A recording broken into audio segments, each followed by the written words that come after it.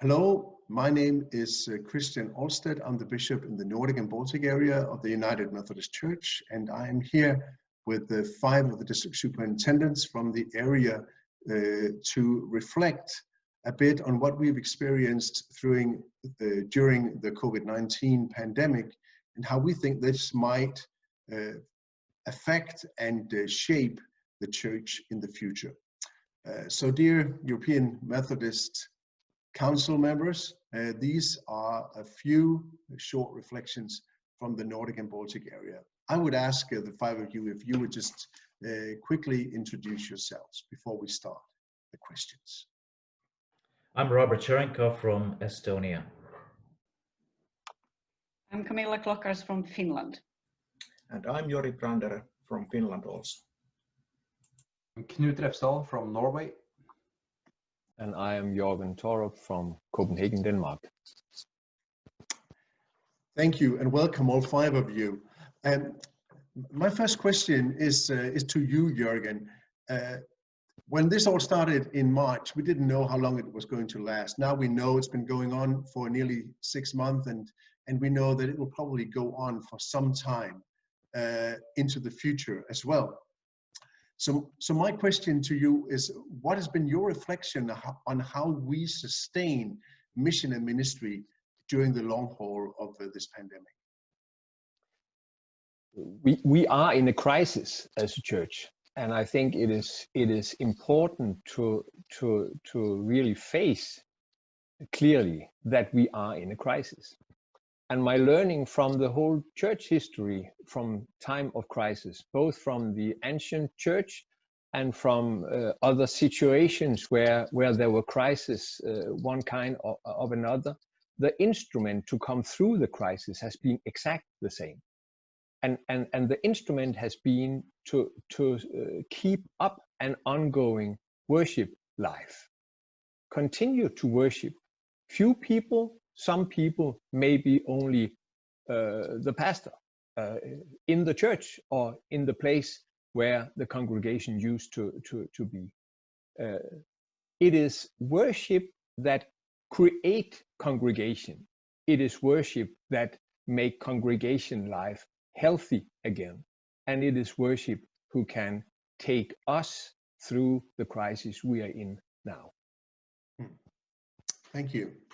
I know that many of you have been working with change in the church, because we're experiencing change all the time in the society around us, in the life of the church, changing conditions. And what we have experienced now over the last 6 months has been very rapid, unprecedented change, really.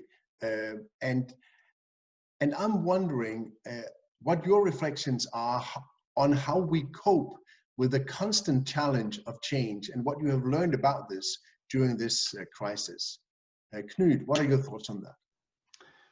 Well, I think the main thing, and maybe the main leadership thing in this situation, is really to realize that coping with constant change and uncertainty is the new normal. We just have to accept that. We have to develop our leadership skills in times of change, and we have to trust in God. Camilla, you serve in the local church and you're also district superintendent. What does this look like from your perspective? Well, I think that since coping with change and uncertainty is the new normal, I think vision is the key word really in these times, and not just in these times, but generally, that without vision, we are lost. And as pastors and leaders, we need to give people vision. What are we supposed to do in these times, and where are we heading? Helen Keller, that was a politician, an author, she was blind, she was deaf. She said like this, that the only thing worse than being blind is having sight but no vision. And I think we owe the people vision now, and we get that from the face of God and from meeting together with Him.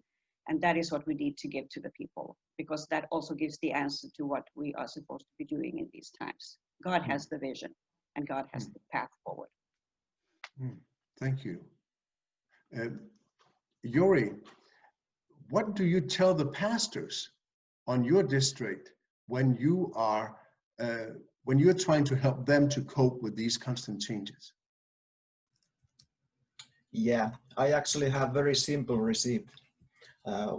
We have unchanging God who lives among us. He is the one we actually can trust also during COVID-19. So we can trust in Jesus. When you have a good place to stand, you are then able to be adaptive in everything else. So let's not fix our praxis to what we have used to do, but instead let's make brave experiments, because our base actually remains always in Jesus Christ. Thank you. So with these experiments that you are talking about, Yuri, we have in a way been forced into a time when we had to reimagine church, had to think out of the box of what it means to be the church. Robert, how do we grasp this moment, this opportunity to reimagine church, to rethink church? I think that there's a certain change happening, and I think that this change is from building-centered ministry to more people-oriented ministry. Also, the churches seem to have less structure and church bureaucracy than they used to, which I think is also a positive thing.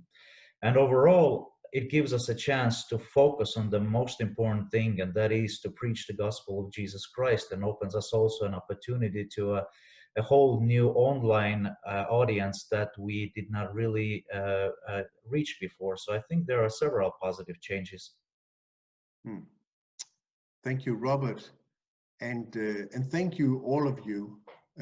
These were a few short reflections from the Nordic and Baltic area to our European Methodist friends. God bless all five of you. Thank you for the ministry and for the leadership that you are providing in the church.